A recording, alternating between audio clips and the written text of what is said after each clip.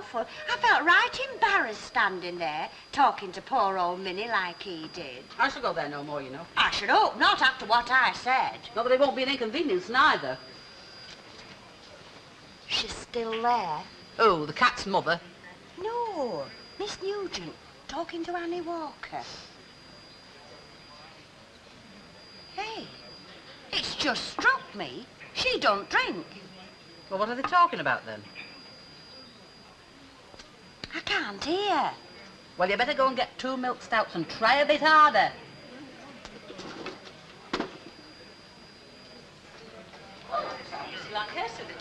Oh, that's all right, Mrs. Walker. I'm not in no rush. 2 milk stouts, is it?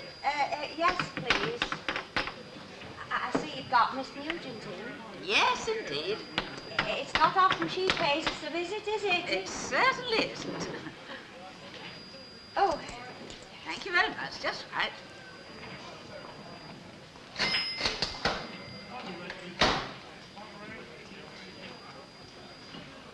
No change, Mrs. Longhurst.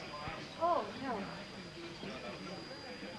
I couldn't hear out. So I gathered. Right, we shall have to try a fresh approach, won't we? What's that, Ina? Asking.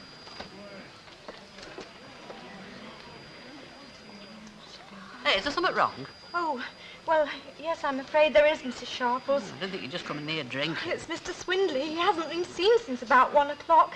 I'm really quite worried about him. I'm sorry to keep popping in and out, Mrs. Walker, but right, it's dear. so upsetting. I don't know where to begin looking for him. Now, the best thing you can do is to get off home and stop worrying. He's got 2 legs, hasn't he? Oh, well, yes. Now, look, if anything had have happened, you'd have got to know. That's precisely my own Oh, words, do you really Mrs. think Sharples. so? Of course, You know, dear. He's got his wallet on him, hasn't You see, he? he's been a bit sort of peculiar lately, what with one thing and another. Oh, he has that. I can vouch for that. We can all vouch for that. Oh, but Mrs. Sharples, he's been under a dreadful strain. How you can stick up for him after the way he's treated you, I don't know. He's going to get no thanks for it. Oh, but it was all my fault. It was me that sold the curtains to Mr. Fraser. Mr. Swindley knew nothing about it. I wanted to say something when you accused him, but there was no time.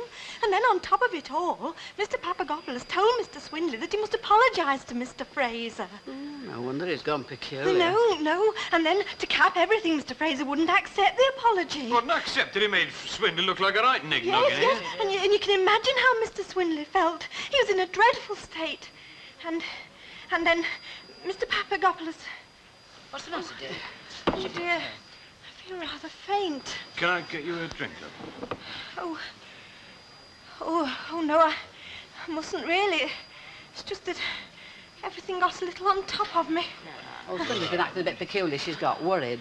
You don't want to worry about things like that, love. We all get peculiar at times, even me. Yeah, I wish I had a tanner for every time I've been round the bend. It's worry that does it, love.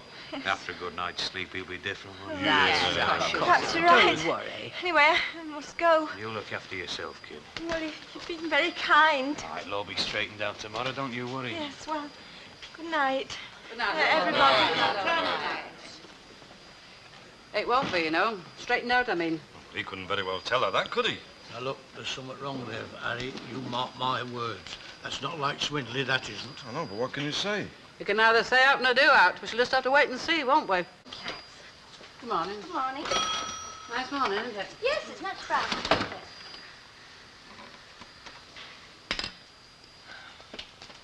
Thanks. I'll go round right away. Thank you very much, Mrs. Farnham.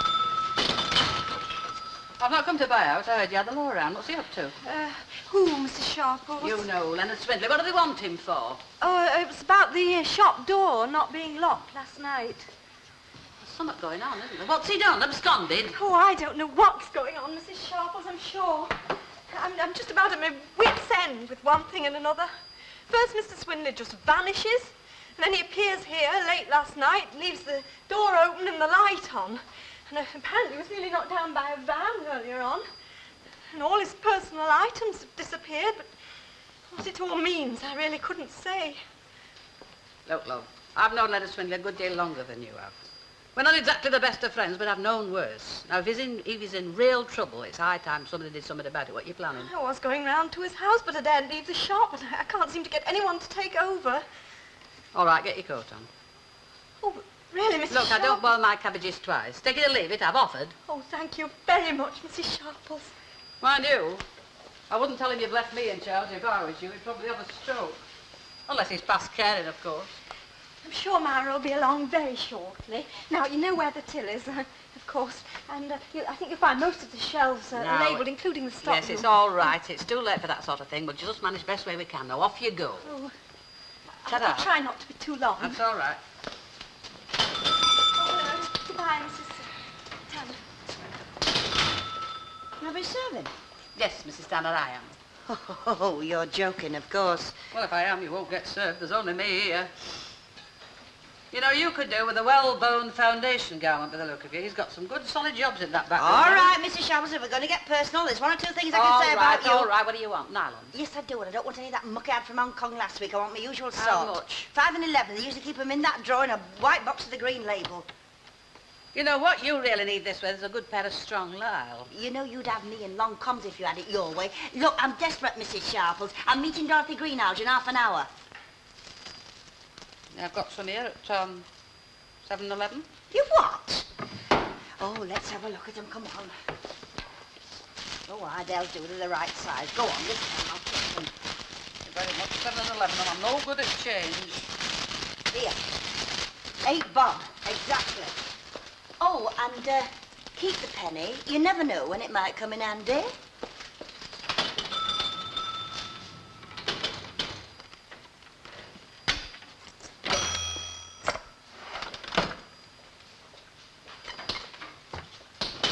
I just met Miss Nugent. She said you were standing in. Oh, all right. I've just sold a pair of them there. I guessed on the safe side. How much are they?